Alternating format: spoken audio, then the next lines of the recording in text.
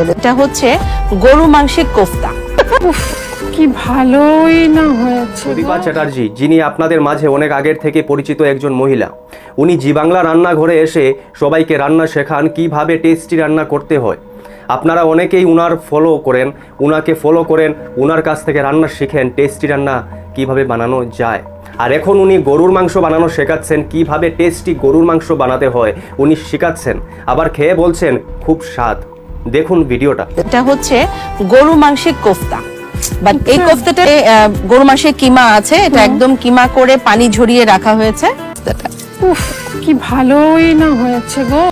এইবার আমাদের এটা কমপ্লিট। এটাতে কোনো তেল দেবে না মাখানোর সময়? না, কোনো দরকার নেই, ড্রাই থাকবে। সুদীপা চ্যাটার্জিকে অনেক মানুষ ভালোবাসেন, কিন্তু এই ভিডিও দেখার পর থেকে মানুষ ওকে ঘৃণা করছে। হিন্দু সনাতনী মানুষরা গোমাতাকে পুজো করে, সেটা কি ও জানে না? আর উনি একজন হিন্দু সনাতন ধর্মের মানুষ হয়ে গরুর মাংস বানানো শেখাচ্ছেন, আবার খাচ্ছেন। পুজো আসলে সিঁদুর খেলা, অঞ্জলি দিতে দেখা যায়। আহারে কি ভক্তি উনার মতো এত নির্লজ্জ, এত বাজে মানসিকতার মহিলা সনাতন ধর্মটা ত্যাগ করে নিলেই ভালো। কিছু টাকার জন্য উনি সনাতন ধর্মকে বিক্রি করে দিতে চাইছে। ধিক্কার জানাই তোমার এই জীবনের।